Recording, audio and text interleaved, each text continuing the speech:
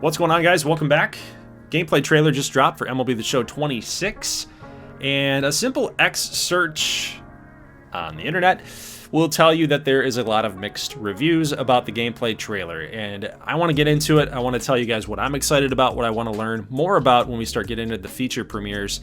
But one thing that you'll notice when you do that X search, or any social media search, whatever, just do it. Just look up MLB The Show gameplay trailer. You get a whole bunch of opinions on it. One big thing is the graphics, and I gotta say, just by looking at this screenshot, I do agree. I agree with you guys that are out there that are saying this game needs a graphics overhaul. And I know it's just a simple cutscene that probably lasts like 10 seconds. You're getting inducted into the Hall of Fame, but guys, this looks like PlayStation 3. I mean, maybe even possibly PlayStation 2. I mean, it doesn't look next gen. Let's just put it that way. I don't know. I feel like it's a little nitpicky, just a little bit. I see where it's coming from. I see where people are at here with the graphic stuff. I get it. Like, we haven't had a graphical jump, a graphics jump since maybe 10 years ago. I mean, that's crazy to me. Like, we need to really have a lift there, in my opinion. So I agree in that way, but so that's kind of where I'm at. I play games for the fun of it, not the look of it. If I wanted to look at a picture, I'd buy a picture, right? But we're playing a video game here. It's about gameplay.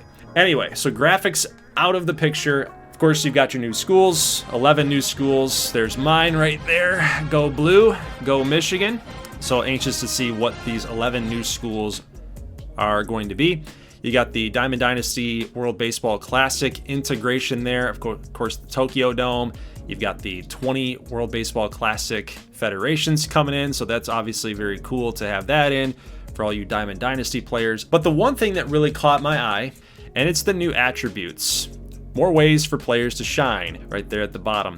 So I'm anxious to see more about that, learn more about that, but I wish that they didn't do this. This is just filler to me. When they say ratings overhaul, ratings that set players apart, doesn't that kind of align with new attributes, which is more ways for players to shine? I think that's the same thing. It's splitting up one feature into two and making it sound better than it is. I don't know. But anyway, looking at the new attributes, I do really like the fielding changes here, moving from backward to left and right and forward.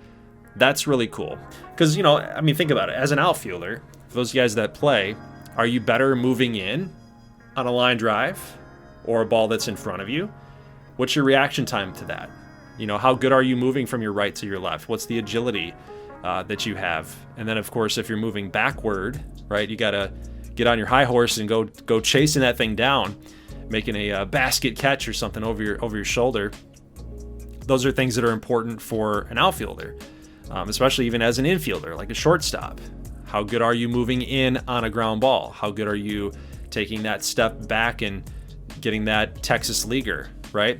Making a play like that. Good. How good are you moving from left to right? So I think that those things are really good for the game and gameplay, especially for fielding. Of course, we've got catchers with pop time implemented now. The one thing that I hope that this leads into down the road is that when you change positions, like a left fielder and a right fielder, and you move them to center field, like it's not his primary position, I hope that the ratings become dynamic, like they're moving, they're changing with position changes, because these positions are totally different. An outfielder that's playing mostly on the corners in their career, somehow moving to center field, it's a completely different position. It's a different read off the bat. You got to handle line drives a little bit differently. You're now the leader of the outfield, being able to call things off. Like, it just takes a different skill set, a different mentality, really. So if you're trying to be a realistic sim, those are some areas that I think the game needs to improve on a little bit.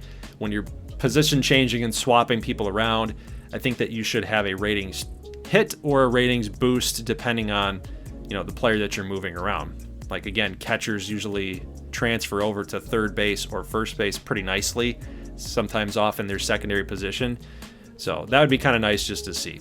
One thing I'm interested about this year is bear down pitching. Of course, this is a new feature, deliver when it counts. And before that screen popped up, I did notice something there right below the pitch types. So I know that L2 is to check the runner to do a pickoff.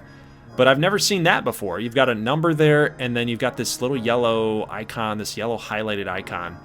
So it's just interesting. I feel like that's definitely something. That's definitely something new. And I don't know if that's like a counter to say how many times you have left to pick off.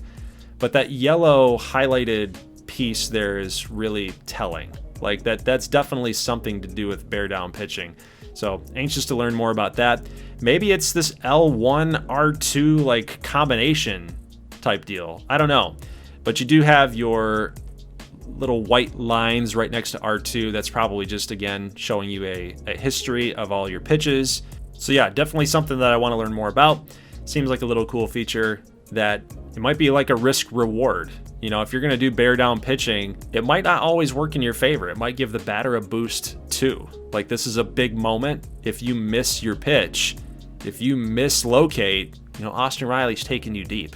Maybe there's more of a risk reward factor there. Of course, you got new trade hub and modernized lineups and rotations. So they did mention a little while ago that there will be an update there as far as logic goes for CPU teams and how that they go about their rotations or they go about their lineups, being a little bit more traditional in that sense. But that trade hub, of course, this one's getting a lot of talk. A lot of the trades, the CPU trades, as we know, the show has been fairly unrealistic when it comes to some of these trades that have gone through inside of people's franchises and whatnot. But this one at least seems pretty fair. The Diamondbacks get Yandy Diaz and Garrett Clevenger, and then Brian Van Bell. So it is a 3-for-3 trade. I personally wouldn't have done it if I was the D-backs. Yandy's a good player, but I just don't know if it really fills a need there, because I do have to give up Jordan Lawler.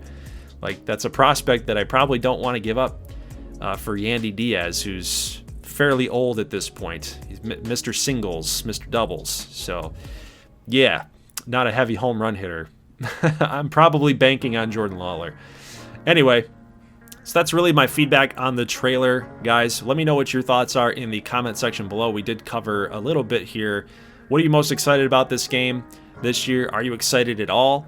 Love to hear your feedback in the comments section. So guys, leave a like if you like this thing, and we'll definitely be on the lookout for more details coming from the SDS team. And of course, those feature premieres are really going to be telling for the new features on this game. So I'll catch you guys in the next one.